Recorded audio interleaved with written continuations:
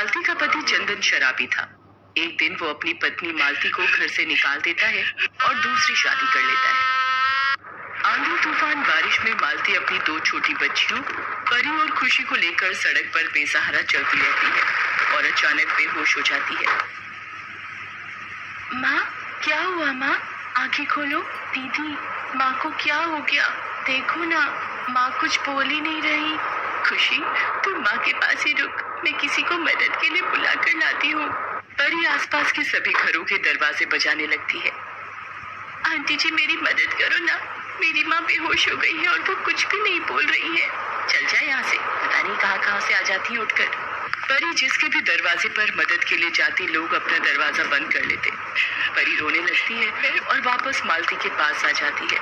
खुशी, कोई भी हमारी मदद नहीं कर रहा, अब हम क्या करें? तभी परी को सामने एक चाय की दुकान नजर आती है।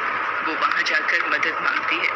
बाबा, वहाँ सामने मेरी माँ बेहोश पड़ी है, मेरी मदद करो।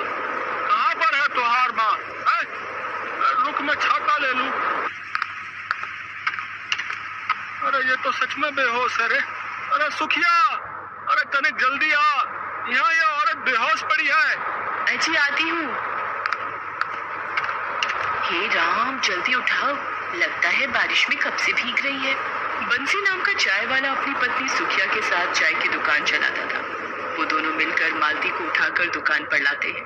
कुछ देर बाद मालती को होश आता है। माँ, तुम्हें होश आ गया? माँ, तुम ठीक हो ना? ये ले बेटी, गरम गरम चाय पी ले, शरीर में थोड़ी जान आ जाएगी। मालती फूट फूट कर रोने लगती है। सुखिया के पूछने पर वो सारी बात बताती है, जिसे सुनकर बंसी और सुखिया बहुत दुखी होते हैं। कैसा जालिम आदमी है, फूल सी दो बच्चियों पर भी जरा तरस ना आया कमबख्त को। मुझे अपनी बच्चियों के भविष्य के लिए जीना है, बस अब मुझे कोई काम मिल जाए तो इन दोनों की देखभाल कर पाऊंगी।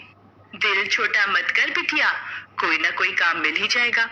हम मियाँ बीवी इसी छप्पर में रहकर गुजारा करते हैं, तू भी बच्चियों को लेकर यहीं सो जा। मालती परी और खुशी को लेकर उसी छप्पर के नीचे सो जाती है। अगले दिन, अम्मा, अब मैं चलती हूँ, आपका बहुत बहुत शुक्रिया, कल आपने हमारी इतनी मदद की। अरे सुखिया, वो पिछली गली में जो मालकिन रहती है, वो अपने घर के झाड़ू पोछे के काम के लिए कह रही थी ना। सुखिया को याद आता है और वो मालती को काम दिलवाने के लिए ले जाती है। मालती झाड़ू पोछे के काम पर लग जाती है। बंसी उसे बराबर में ही 50 रुपए किराए पर एक झुग्गी लेकर दे देता है। मालती सीमा नाम की महिला के घर काम पर जाने लगी थी। एक दिन मालती की तबीयत ठीक नहीं थी तो उसकी जगह परी और खुशी काम पर चली जाती हैं। क्या हुआ बच्चों, आज मालती नहीं आई? आंटी, आज हमारी माँ की तबीयत ठीक नहीं है, इसलिए उनकी जगह हम दोनों ही काम करेंगे। लो, अभी कुछ दिन हुए नहीं काम पर लगे हुए और तुम्हारी माँ ने छुट्टी लेना शुरू कर दिया और भेज दिया तुम दोनों छोटी बच्चियों को काम पर। आंटी, हमारी माँ की तबीयत सच में बहुत खराब है। माँ ने हमें बोला था कि आपको उनकी तबीयत का बोलकर हम वापस चले जाएंगे, पर आपके घर इतना सारा काम देखा तो हमने सोचा कि हम आपकी मदद कर देते हैं, ताकि आपके काम की छुट्टी ना हो और आपको परेशानी ना हो। ये सब सुनकर सीमा चुप हो जाती है और दोनों बच्चियों को काम समझा देती है। परी और खुशी अपने छोटे छोटे हाथों से बर्तन, झाड़ू पोछा सारा काम करने लगती हैं। तभी, राखी बेटा, ये अपना पिज्जा ले लो, आ गया है। वाओ मम्मी, पिज्जा, ये तो बहुत ही टेस्टी है, लव यू मम्मी। सीमा और उसकी बेटी राखी पिज्जा खाने लगती हैं। परी और खुशी ने सुबह से कुछ भी नहीं खाया था। वो सुबह से ही सीमा के घर पर काम में लगी हुई थी। पिज्जा को देखकर खुशी परी से बोली, दीदी, मुझे भी भूख लगी है, मुझे भी कुछ खाना है। खुशी, हमारा काम बस थोड़ा सा ही रह गया है, फिर हम घर जाकर माँ के साथ रोटी खाएंगे। अगर हमने यहाँ पर काम नहीं किया तो ये माँ को काम से निकाल देंगी। परी और खुशी सीमा के घर का सारा काम करके भूखी प्यासी वापस आ जाती हैं। मालती को जब पता चलता है कि परी और खुशी ने कुछ भी नहीं खाया और वो सारा काम करके लौटी है, तो अपने गरीब बच्चों की भूख का दर्द उनके चेहरे पर देखकर मालती खूब रोती है। थोड़ा बहुत आटा रखा होता है, मालती उसकी रोटी बनाकर परी और खुशी को खिलाती है। सुबह से काम पर गई थकी हुई परी और खुशी सो जाती हैं। अगले दिन मालती काम पर जाती है। क्या हुआ राखी बिटिया, आपकी मम्मी कहाँ है? मालती आंटी, मम्मी बाथरूम में गिर गई थी, अब उठ भी नहीं पा रही है। और पापा भी घर पर नहीं है। आंटी देखो ना मम्मी को क्या हो गया। मालती सीमा को बिस्तर पर लिटाती है और पड़ोस में ही एक डॉक्टर का क्लिनिक था, उन्हें बुला कर लाती है। अचानक गिरकर ठोकर से इनकी गर्दन में खिंचाव आया है। टोटल बेड रेस्ट करना होगा सीमा जी को।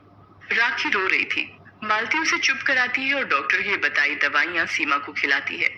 राखी ये सब देखकर घबरा गई थी, इसलिए मालती परी और खुशी को राखी का ध्यान रखने के लिए बुला लेती है। सीमा के पति अनिल का फोन आता है। सीमा, मैं परसों की फ्लाइट से वापस आ जाऊंगा, तब तक तुम मालती को ही अपने पास रोक लो। 2-3 दिन तक मालती सीमा का बहुत ध्यान रखती है। परी और खुशी भी राखी के साथ खेलती रहती थी। अनिल भी वापस आ जाता है। अब मालती सुबह से शाम तक सीमा की देखभाल करती थी। धीरे धीरे सीमा ठीक हो जाती है।